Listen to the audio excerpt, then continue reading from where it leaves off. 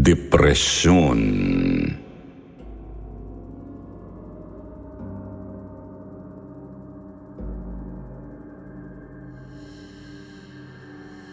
Naniniwala ba kayo na dahil sa sobrang pagiging negatibo ng emosyong dinadala ng isang tao, ay maaari itong makabuo o magpalakas sa isang aparisyong nananahan lang pala sa iyong paligid? Paano kung ito ay maging sanhi pala ng isang nakapangingilabot na karanasang hinding-hindi mo malilimutan?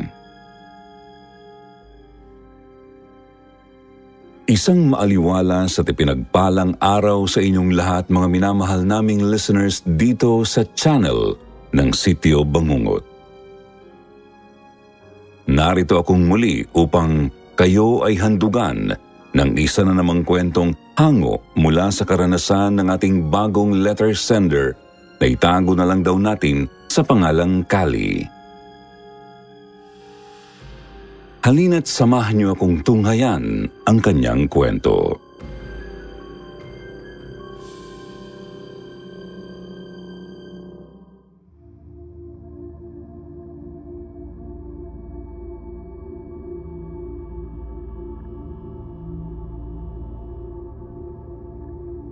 Good day, Sir Jupiter, at ganoon din po sa lahat ng nakikinig ngayon dito sa inyong channel sa YouTube na Sitio Bangungot.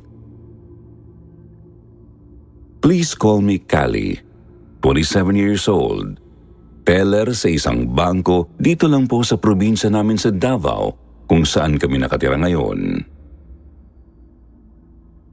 Actually, it's been only 2 months simula po nang mahook ako sa mga kwentong inilalabas dito sa inyong channel.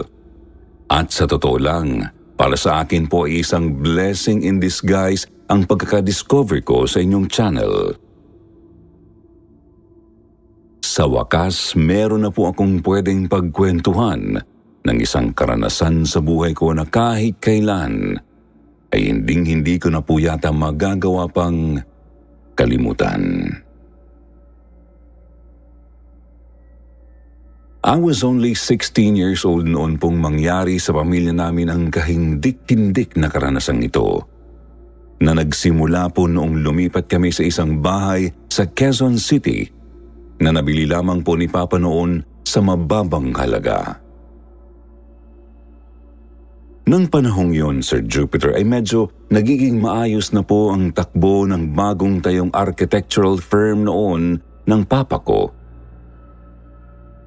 Kaya naisipan niyang lumipat na rin kami sa mas maganda at mas malaking bahay, na ang sabi pa nga niya ay magre-reflect daw sa pagiging masagana noon ng buhay namin. Siyempre dahil bata pa ay naniwala naman ako. Hanggang sa sobrang excited ko na po na lumipat noon. Minadali tuloy ni na Mama at Papa ang paglilipat para lang pagbigyan ako sa gusto ko. Maayos naman po ang lahat noong una. Actually, noong first time ko nga pong makita yung bahay na yon ay sobrang na-excite ako na lumipat kaming mag-anak doon. Nag-iisang anak lang po ako ng parents ko, Sir Jupiter. Pero bata pa lang ako ay pinangarap ko na po talagang tumira sa isang malaki at magandang bahay dahil yun din po ang pangarap ng mga magulang ko noon. Buhay prinsesa ako noon, Sir Jupiter, dahil lahat po ng layaw ko ay ibinibigay sa akin ng mga magulang ko. Siguro po dahil na rin yun sa naging paghihirap ni na Mama at Papa para lang makabuo sila ng supling. Ang kwento po kasi nila sa akin bago pa raw ako dumating ay 3 ulit nang nakunan noon si Mama. Hanggang sa wakas ay nag-mature ako sa kanyang sinapupunan at kalaunan ay ipinanganak na. Pero lahat ng magagandang nangyayari noon sa buhay namin, hindi namin inakala, Sir Jupiter, na panandalian lang pala. Bigla po kasing nagkaroon ng problema sa negosyo si Papa at dun na nagsimulang magkanda letse-letse ang buhay namin. Niloko siya ng business partner niya at itinakbo pa nito ang perang dapat sana ay pagpapagawa nila ng mga tinanggap na nilang proyekto. Hindi namin alam noon kung saan hahanapin ang matalik na kaibigan niya pamanding si Tito Fredo. Kaya ang ending, kinailangan pong i-shoulder ni Papa ang lahat ng tinakasan nitong bayarin gamit ang sarili naming pera. Na hindi rin naman nagtagal ay mabilis ding naubos. Yun ang simula ng pagiging bugnutin ni Papa Sir Jupiter. Yung dating masayahin at masigla kong ama, bigla na lang pong nagbago pagkatapos mangyari yun sa kanya. Patong-patong na kaso na po ang kinahaharap ni Papa sa isang kasalanang hindi naman siya ang gumawa. Kaya lalo pong nadagdagan ang problema namin. At dahil doon, madalas po ay sa amin ni Mama niya na ibubunto ng lahat ng frustrations na nararamdaman niya. Minsan po ay narinig ko ang suggestion ni Mama kay Papa na ibenta na lang daw nila ang bahay habang nag-uusap sila sa salas namin. Hindi ko sinasadyang marinig yun pero dahil na-curious ako sa pinag-uusapan nila ay nagpatuloy ako sa pakikinig. Agad naman pong nagalit si Papa sa sinabing yun ni Mama sa kanya. Napatuwid pa siya ng pagkakaupo bago sinigawan si Mama na ibibenta na lang daw niya ang kaluluwa niya sa demonyo kaysa ibenta niya ulit ang bahay na yun. Nakita ko pong napayuko na lang si Mama nang bigla siyang barahin ni Papa noon. Habang nililinis nito ang lisensyado naman niyang baril na halos araw-araw niya nang ginagawa, simula nang tangayin ni Tito Fredo ang kanilang pera. Natatandaan kong palagi pa nga pong sinasabi noon ni Papa na kapag muli raw pong nagtagpo ang landas nila ni Tito Fredo, ay patawarin daw sana siya ng Diyos sa gagawin niya rito at dahil doon ay palagi po kaming natatakot ni Mama. Sobrang laki na ng ipinagbago niya at wala kaming magawa noon kundi ang ipagdasal lamang na sana po ay maging maayos na ulit ang lahat. Kaya nga halos linggo-linggo po noon ay hindi na kami pumapalya sa pagsisimba para kay Papa. Kahit na ito ay parang nawala na po ng ganang maniwala pa sa pag-asang kayang ibigay ng Panginoon.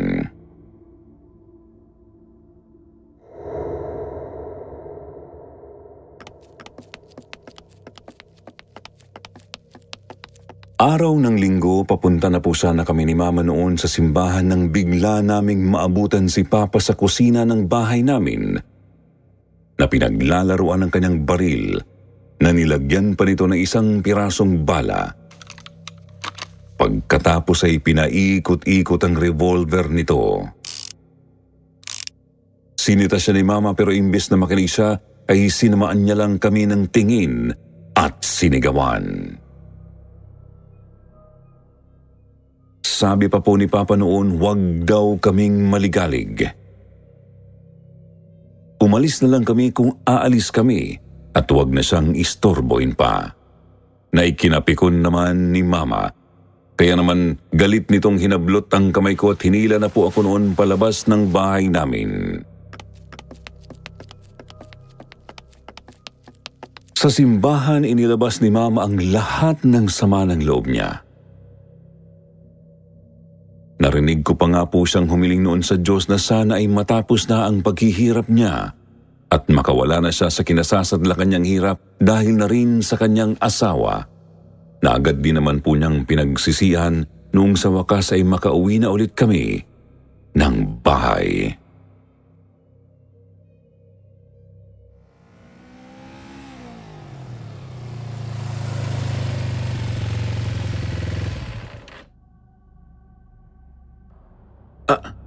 Anong nangyayari dito? Napahiyaw si Mama ng pagbaba po namin noon sa sinasakyan naming tricycle ay nakita naming napakaraming nagkukumpulang tao sa labas ng bahay namin na nang makilala kami ay agad po kaming sinalubong. Naku, Mirna, nandiyan ka na pala. Diyos ko po, ang asawa mo, Mirna, nagpatiwakal, kinitil ang sarili niyang buhay. Agad na nagimbal si Mama sa sinabing yun ng isang kapitbahay namin. Malakas daw po ang narinig nilang putok ng baril sa loob ng bahay. Kaya agad silang nagpatawag ng pulis sa pag-aakalang nilooban kami ng masamang loob. At doon na nga nila natuklasang wala na si Papa. Butas ang ulo dahil binaril niya ang sarili niya. Halos gumuho po ang mundo namin ni Mama nang yun po agad ang sabihin sa amin ng isa sa mga usisera naming kapitbahay. Natatandaan ko nga pong nawalan pa ng malay noon si Mama nang makita niya ang malamig ng bangkay ni Papa. Habang inilalabas ito noon ng mga otoridad, matapos niya silang bigyan ng permisong pumasok sa bahay namin. Ang sabi nila naglaro daw po si Papa nung tinatawag na Russian roulette. At dahil doon ay nakitil niya ang sarili niyang buhay.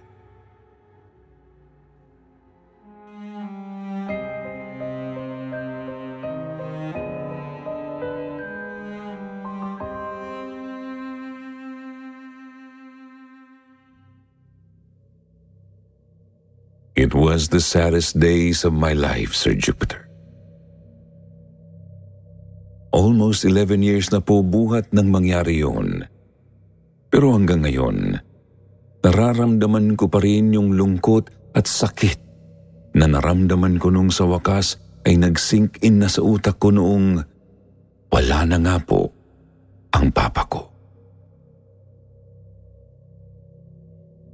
Pero kung masakit sa akin ang nangyari, hindi ko po ma-imagine kung gaano kasakit yun lalo kay Mama. Sa ilang taon po kasi ng pagsasama nila ay naging dependent si Mama kay Papa na naging dahilan. Kaya halos hindi niya na alam kung paano na mabubuhay pa. Matapos nitong mawala sa amin. That day, I didn't just lose my father, Sir Jupiter. I lost them both dahil buhat po noon, nagbago na rin ang Mama ko.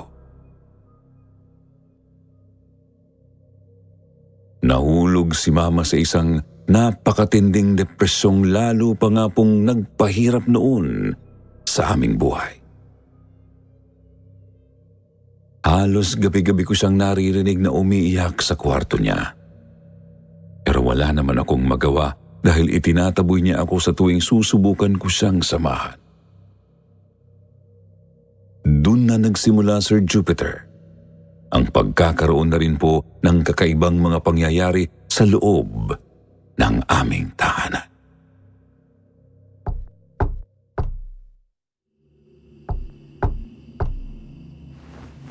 Mama?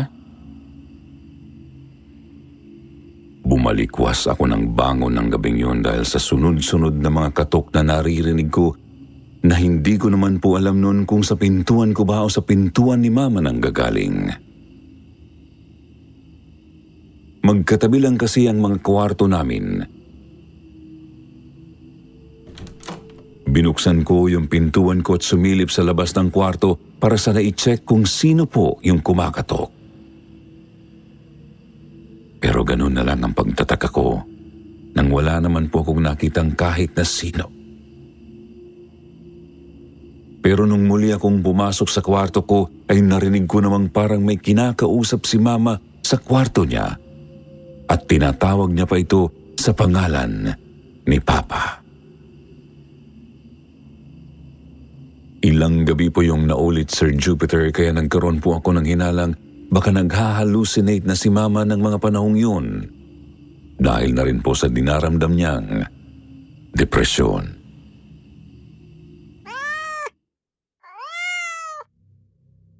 Kanino pusa yan, Kali?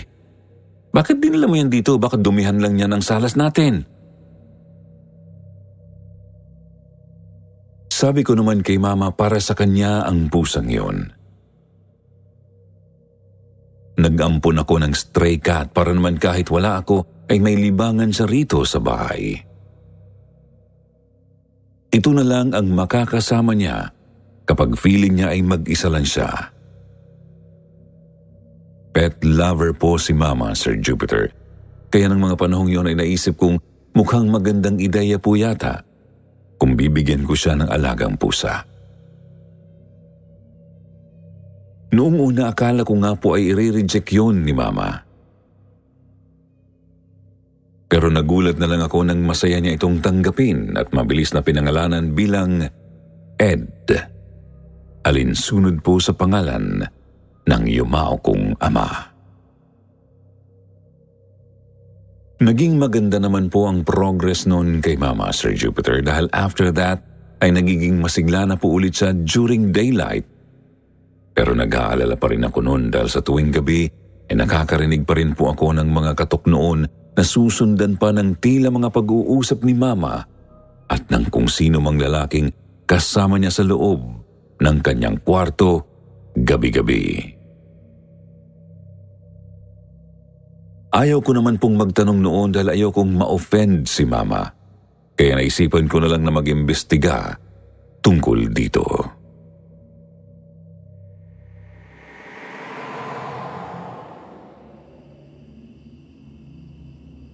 Palagi akong gising noon kapag dumadalaw na yung lalaking kumakatok sa kwarto ni Mama tuwing gabi. Nakikiramdam ako sa kanila. Nag-aabang ako ng pagkakataong hulihin sila sa aktong magkasama. Hanggang isang beses nakakuha po ako ng tiyempong hulihin sana sila.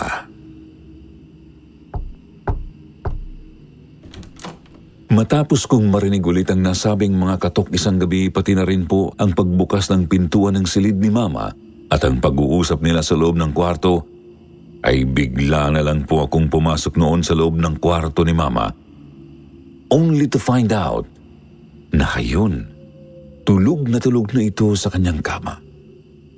Katabi ang alagang pusang ibinigay ko sa kanya. Bigla akong kinilabutan noon, Sir Jupiter. Kasi kung tulog na tulog si Mama, ano yung mga ingay at tunog na naririnig ko doon sa loob ng kwarto niya?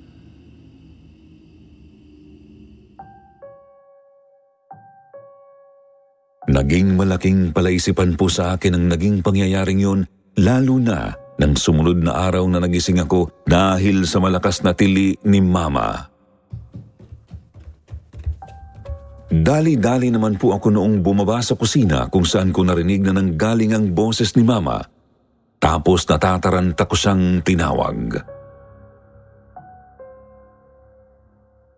Gulat na gulat akong nagtungo noon sa kinaroroonan ni Mama at nakita ko siyang naghihisterikal. Anak, tingnan mo ang nangyari sa alaga ko. May pumatay sa kanya.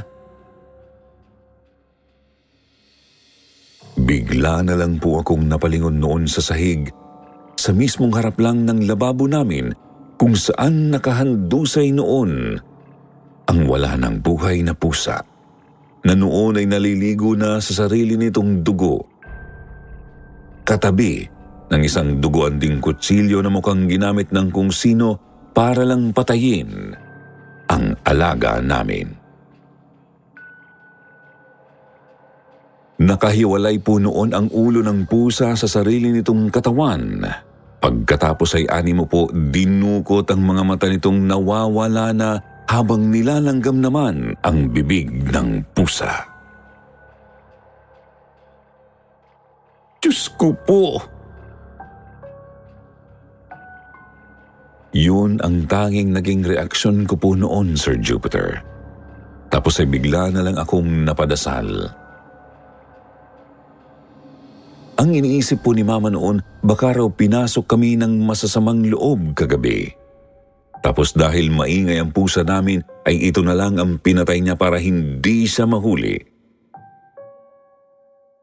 Nag-report na lang po tuloy siya sa pulis noon. Pero sa totoo lang po ay iba ang kutob ko noon, Sir Jupiter.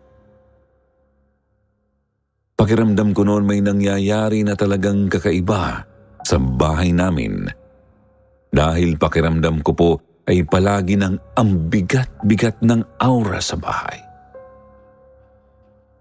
Lalong nagtibay ang hinala kong meron ngang something sa bahay na yun nung kinagabihan ng araw na yun. Napahiyaw ako nang muli po akong makarinig noon ng mga katok sa kwarto ni Mama, Sir Jupiter. Ang ginawa ko, dahan-dahan ko naman po noong binuksan ang pintuan ng kwarto ko. Pagkatapos ay dinungaw ko kung sino ba yung kumakatok. Pero ganun na lang ang gulat ko, Sir Jupiter, nang wala akong makitang kahit sino sa labas. Maliban na lang po sa isang matangkad, payat at itim na aninong nakatayo noon sa harap ng pintuan ni Mama. Pero ang mas nakakapangilabot pa doon, Sir Jupiter, ay nang makita kong nakatitig ito sa akin gamit ang nawawalang mata ng pusang si Ed. Sa sobrang takot ko nga po noon ay napasigaw na lang ako. Kaya nagising din si Mama habang yung anino naman ay bigla naman pong naglaho. Kali, anong nangyayari sa iyo, anak? Ipinagtapat ko kay Mama ang lahat ng nangyayari. Nakikita at naaamoy ko sa loob ng bahay na yon. Kaya kinabukasan po ay pinuntahan niya yung ahenteng nagbenta sa amin ng bahay at kinausap.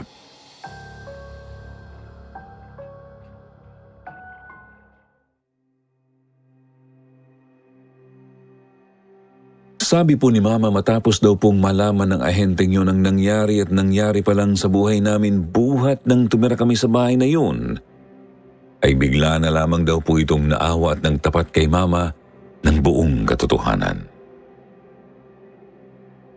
Matagal na raw po pala talagang may isang enerhiyang nanggugulo sa bahay na yun. Yun ang dahilan kaya hirap na hirap silang ibenta ang bahay hanggang sa nakilala nga po niya si Papa na noon ay naghahanap talaga ng mabibiling bahay.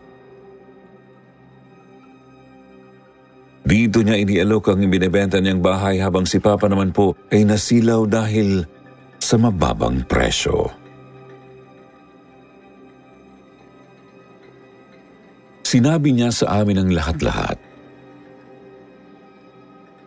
Ikinuwento niya pa nga po na makailang ulit na palang sinubukang palayasin ng mga pari o albularyo man ang nasabing aparisyon, pero hindi sila nagtagumpay.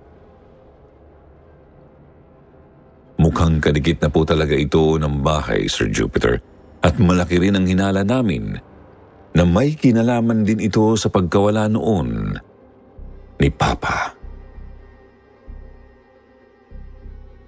Naniniwala po akong ito ang nagtulak sa kanyang gawin ang bagay na yon sa kanyang sarili kaya maaga niya kaming iniwan. Mukhang pinalakas lang daw po ng depresyong nararamdaman ni Mama ang bantay ng bahay na ito. Yan din daw po kasi ang nagsisilbing pagkain nila. Sa ganun sila lumalakas sa mga negatibong emosyon at sakit na nararamdaman ng mga taong nakatira sa loob ng bahay na yon. Base na rin daw po sa espiritong tumingin dito noon.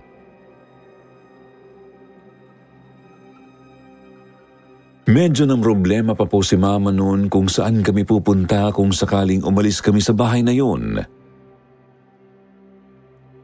Pero mabuti na lang po talaga at nag-offer ang isa sa mga kamag-anak namin na dito na lang ulit sa probinsya kami magsimula ng panibago naming pamumuhay.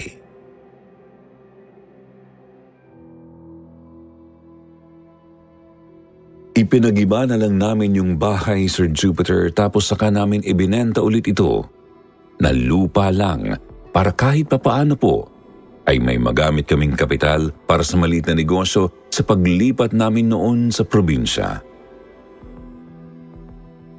Doon na po nagsimulang umayos ulit ang buhay namin. Kaya hanggang ngayon ay naniniwala akong may kinalaman nga po ang bahay na yun sa naging kamalasan namin. Hanggang ngayon ay nagsisisi pa rin po ako na napatira kami doon. Minsan nga po napapatanong ako sa sarili ko, paano kaya kung hindi kami pumayag ni Mama noon na lumipat sa mas malaking bahay? Buhay pa kaya si Papa ngayon? Pero ang mga tanong na yan ay alam ko pong wala naman ang magagawa, Sir Jupiter, kaya ngayon ay nagiging thankful na lang ako kahit papaano ay nagiging maayos pong muli ang buhay namin. Anyway, sana po ay nagustuhan ninyo ang kwentong ibinahagi ko sa inyo ngayon. Salamat sa pagpili nyo sa sulat kong ito. Isang malaking karangalan po para sa akin at kay Mama na mapakinggan ang kwento namin ito sa inyo. Maraming salamat po sa lahat, lalong-lalo na sa mga nakinig at makikinig pa lang ng kwentong ito.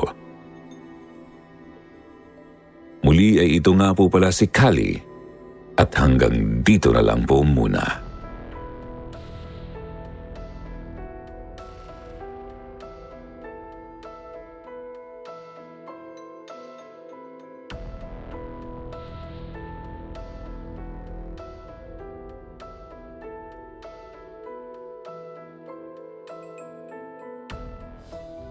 At ngayon, ito naman po ang ating shoutout portion. Shoutout kay Angela Mike, Nino Jose, Prudes, Emran Salagia, Leonard Umol, Izzy, Joanna Chris Cabrera, Sally Ten, Baby Dan Cordero at Tess Aguilar. Basahin naman natin ang ilan sa mga magagandang komento mula kina Giselle Hornadal at Report for Godzu. Sabi ni Giselle, gandang umaga po, late man pero pakikinggan ko pa din. Ang sarap talaga sa tenga ng boses mo, Sir Jupiter. Ang lamig ng boses mo po. Shoutout naman po sa akin dito sa Hong Kong at sa kapwa ko taga Oriental Mindoro din tulad ni Sender. God bless po sa ating lahat at ingat lagi. Sabi naman ni Report for Godzu, good evening, Sir Jupiter. Palagi akong nakikinig tuwing nagluluto ako, nagwo-work at habang naliligo. Yung mga kasamahan ko na humaling na din sa isang buong araw po kayo ang pinapakinggan namin. Shoutout kay Raymar, Kirstel, na kasama ko lagi sa work. God bless Sir Jupiter and more power. Sa mga hindi nabanggit, sa susunod na lang po, huwag niyo pong kalimutang mag-reply sa ating shoutout box na nasa comment section para ma-shoutout ang pangalan niyo. Muli po mula sa bumubuo ng Sitio Bangungot. Ito po ang inyong lingkod, Jupiter Torres, nagpapasalamat.